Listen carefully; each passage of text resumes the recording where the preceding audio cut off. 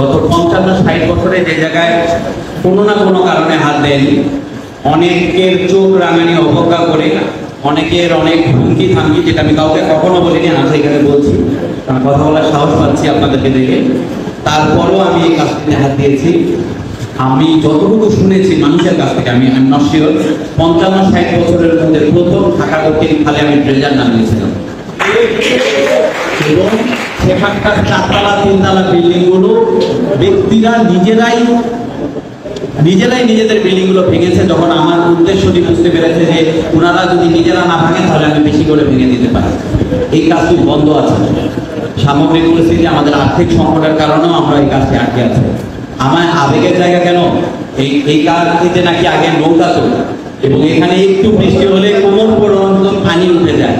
আমি যদি এই কাজটি এখান থেকে করে যেতে পারতাম বা পারি, তাহলে যেখানেই থাকি না কেন, যত বছরই বাঁচি না কেন, প্রত্যেক পর্যায়ে অ্যাটলিস্ট ঢাকা দক্ষিণের এই কাকেশ্বরী খাল দেখতে আসবো, এই আবেগ নিয়ে এই কাজটি আমি করছিলাম। আমি জানি না সরকার আমাকে কোন জায়গায় রাখবে, বাট আমি যদি গোলাপগঞ্জে থাকি, যতদিন থাকবো, গোলাপগঞ্জের এই খাল উদ্ধারের জন্য যত জায়গায় আমার হাত পাতা দরকার, যত কিছু করা দরকার আমি করে যাবো।